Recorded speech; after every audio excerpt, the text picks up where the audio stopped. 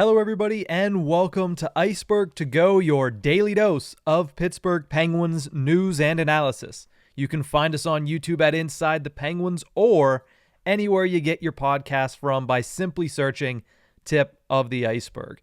Well, the news came in yesterday that Jake Guentzel's upper body injury will hold him out for, quote, up to 4 weeks. He was placed on long-term injured reserve, which means the earliest he can return to the Penguins would be March 10th against the Edmonton Oilers.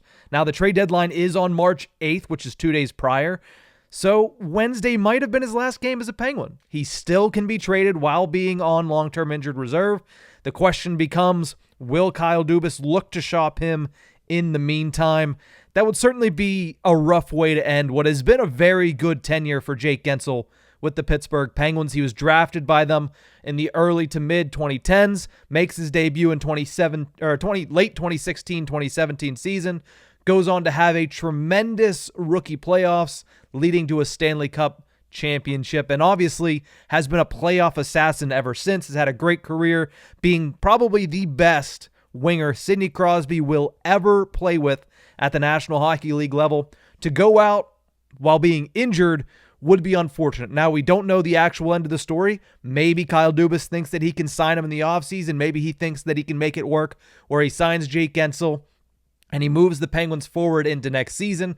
So we have to sit back and wait for the next 3 weeks to see how things will play out. But Jake Guentzel did, at least he thought he scored a goal potentially in his last game, but instead that even gets taken away from him on Thursday. The vibes were low early. Penguins come out and they revive them a little bit with a victory over the Chicago Blackhawks, but what I want to focus in on for the remainder of this episode is how did they look to fill that massive hole in the lineup? Because at the end of the day, one person is not going to be able to make up for a 40-plus goal scorer, a 35-plus continuous goal scorer that Jake Guentzel is, and really he's been the second best player, especially on the offensive side of things for the Penguins this season. It's been him and Sidney Crosby. So how do you fill that hole? How do you shuffle the lineup to try to get the best out of some of these players to try to make sure that the drop-off isn't as severe? Now, here's the problem. The Penguins, any drop-off is going to put them as one of the worst. They're already one of the worst scoring teams in the National Hockey League. Losing a guy of Jake Guentzel's caliber, a lot of people said, kind of puts the nail in the coffin on the season.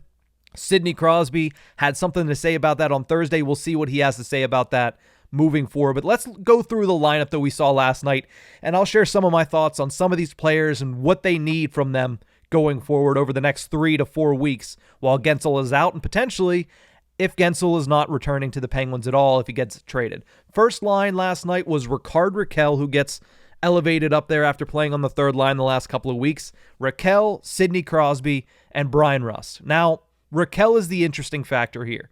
He and Crosby have historically been a pretty good duo.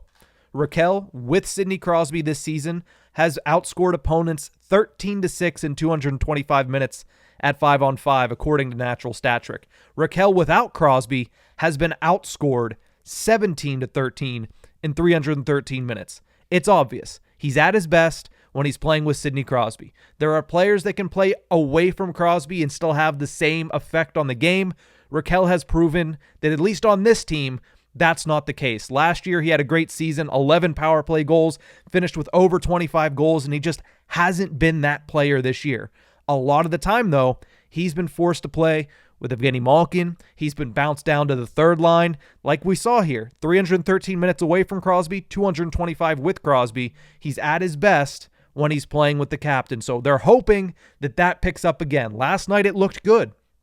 2 assists for Rickard Rakell, including a really nice pass in the third period to set up the huge third goal for the Penguins to kind of put away the Chicago Blackhawks. They need that from him. They need that from both of their $5 million wingers that have struggled to make a big impact this season. But it starts with Rickard Rakell. He's the one that actually goes into Jake Guentzel's role on the left wing of Sidney Crosby's line. Now, Crosby himself, and I talked about this on the Ice-Burgh recap show earlier this morning, he might be clicking into another gear because of this. He certainly did last night, scored 2 goals, could have had 4 on the game.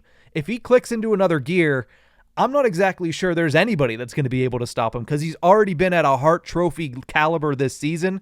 He looked great last night against the Chicago Blackhawks. You take it with a grain of salt, but he certainly looked good with Rickard Rakell and Brian Rust. We'll see if they can start to build on that as we move forward. Second line was Riley Smith, Evgeny Malkin, and Drew O'Connor getting back up to that second line. Smith himself, again, is probably one of the bigger opportunities for the Penguins to try to start to fill that gap that Guentzel leaves, because Smith, as well as Rakell, has not met expectations offensively this year. But he's had a good week since returning to Malkin's wing following the All-Star break. In 5 games, he scored 2 goals, and he certainly feels, at least, like he's a little bit more present when it comes to the game plan. He's a little bit more present in the offensive zone. He's shooting the puck a little bit more, and that's what Evgeny Malkin needs. He needs a winger that's going to be able to take the passes that he gives him and put them on the net and create scoring chances with his shot. Riley Smith has the shot to do that. Riley Smith has the hockey IQ to get in the positions that Evgeny Malkin wants him to be in. He needs to start finishing. 2 goals in the last 5 games, that's a good sign. Everything else away from the puck has been a pretty good sign. He's certainly started to play better, and Evgeny Malkin you've seen start to set him up a little bit more and more. Drew O'Connor on the other side is interesting. He was on that second line for a long time. He was demoted a couple of games ago, back down to the third line when Jesse Puljujärvi came up, and they put Puljujärvi on the second line, O'Connor on the third line, because O'Connor had gone a pretty long while without getting his name on the score sheet. Well, he's back up there now. What I like about O'Connor there is he's like Brian Rust. Good forecheck, fast, can really get into the dirty areas and win puck battles. What I don't like about O'Connor as much is when the puck is on his stick, sometimes he looks like a deer in the headlights. He's a young player. This is his first full season in the National Hockey League. The first time he's tasked with playing night in and night out at the highest level in the entire world. He's not going to be a perfect player. But if he does what he can and Riley Smith picks up the goal scoring, that could potentially be, a second line that has been better for the Penguins than it has been over the last 30 games. So that line I don't hate. I think O'Connor, the question is going to become, can he, with the puck, continue to build the momentum that Malkin and Riley Smith try to build in the offensive zone? Malkin's looked good the last couple of games. Riley Smith's looked good the last couple of games. Can Drew O'Connor stay in his lane, but also make sure that he's able to facilitate when called upon by Malkin? Third line. This one's interesting. Valtteri Puustinen gets called up to the NHL level, put back on the third line. He goes with Lars Eller and Jesse Puljujärvi. Puustinen, he was just left in the minors after the All-Star game. They sent him down. I put it out there on Twitter that I said, okay, he's just going down because Wilkes-Barre has 3 games during the bye week. He's a young player. You want him to keep his legs going. You want him to get a little bit more as far as time on ice is concerned. But he also did have 1 point in 11 games before that demotion, before the All-Star break. You need his offense to start to come around again because he's not a 200-foot player. He's not a player that's really going to go in there and win the puck battles in the corners. He's a player that you want to set him up, give him some space, and let him use that wicked wrist shot to try to beat goaltenders. Only 1 goal so far this season in 20-plus games. You need that to start to kick into gear. You need it, obviously, from everybody in this lineup. You need everybody to score because the Penguins are one of the worst scoring teams in the National Hockey League this season. But Puustinen is somebody that I look towards to say this is a guy that has more goals to give if you just set him up and put him in the right position. Lars Eller's been a good third-line center. Not much to say about that. Puljujärvi is the interesting part of this because he has looked good through 5 games this season. He's doing a lot of good things. He's good in the corners. He's great on the forecheck, but he has no points. And that's the thing with Puljujärvi. He's not great at finishing, but he does everything else well. Can you use Puljujärvi and Puustinen together where Jesse Puljujärvi sets things up for Lars Eller and Valtteri Puustinen? Can you get Puustinen in position where he has high danger opportunities and gets to just let loose with that wrist shot? That's what the Penguins need. I'd also like to see Valtteri Puustinen, if the Drew O'Connor thing doesn't work out, I'd like to see him get some extended playing time in the top 6 because that's when he was at his best earlier this season. When he was initially called up, he was playing next to Evgeny Malkin. He was playing on the first power play unit, and he was collecting points. Assists mainly, but points nonetheless in almost every single game. A couple multi-point performances. I'd like to see him get that opportunity, especially Jake Guentzel is out. He's not coming back until March 10th. You have 9 or 10 games left until that happens. I'd like to see him get an opportunity. Now, I like him on the third line.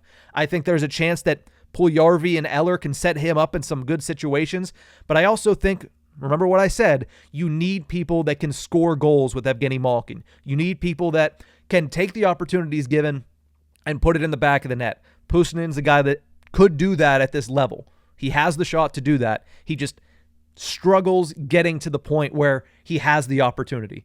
Put him with Malkin, see if he can get him a couple of those opportunities, and see if Valtteri Pusanen can put the puck in the back of the net. Fourth line, there's not much to say about it. Yesterday it was Jonathan Gruden, Jeff Carter, and Colin White. Obviously, the Penguins are down both Jansen Harkins and Noel Acciari, who are missing time with concussions. Upon return, it's going to be the regular fourth line. One of Gruden or White, probably Jonathan Gruden, gets sent down, and you have Noel Acciari at center, Jansen Harkins at left wing. It is what it is. That doesn't change. I don't expect offense. You would obviously hope that they score a little bit more often. I believe the stat still holds true that every time Jeff Carter scores a goal, the Penguins win. That has been almost automatic all season long, and I'm pretty sure they're still undefeated when he scores, but you're not going to expect them to really reach much of a new level offensively. So I'm not going to go into them as much. I don't think it changes very much for the Penguins' fourth line, but the top 9, certainly. Raquel, that's obviously something you have to keep an eye on if he's going to continue to perform with Sidney Crosby well, and you decide not to trade Jake Guentzel, maybe you think about putting Guentzel with Malkin upon return if he's not traded, like I said. Riley Smith, can he continue his better play? Can he build on this? Can he get to the level that he was at last season? Can Drew O'Connor start to find the back of the net with a little bit more consistency? Can he start to help supplement Evgeny Malkin and Riley Smith? And Valtteri Pusanen, to me, is the biggest question mark because he has top 6 capabilities when it comes to scoring. He hasn't shown it at the NHL level when it comes to putting the puck in the back of the net. He had that one really good goal in a blowout victory on Long Island. His shot leads to more offense.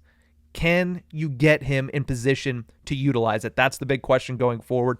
At the end of the day, the Penguins, they're in a rough position right now. They need to win a lot of games in this last 31-game stretch if they want any chance of making the playoffs. Once they get there, I guess the question becomes anything can happen. I know that we kind of buried them yesterday. I still think that chances are slim to none that they're able to go back and get into postseason, but it's going to be interesting. And this lineup does provide some intrigue. Are they going to be able to put it all together? They haven't in 51 games so far this season been able to put it together on a consistent basis.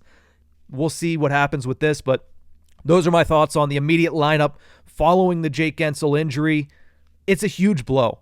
You know, at the end of the day, losing Guentzel, who was over a point per game, losing Guentzel, who was on pace to be a 30-plus goal scorer once again, it is a tough blow. And those who kind of eulogize the Penguins, myself included, I don't think you're in the wrong. I think when you look at the Penguins, anybody with a brain would say that they are certainly up against it, that the odds are stacked against them, and the percent chance, in my eyes, that they're able to make a run here and not only get into the postseason, but even to, just sniff the postseason, it's going to take a lot. It's going to take almost a complete 180 from a couple of players, Rickard Rakell, Riley Smith included.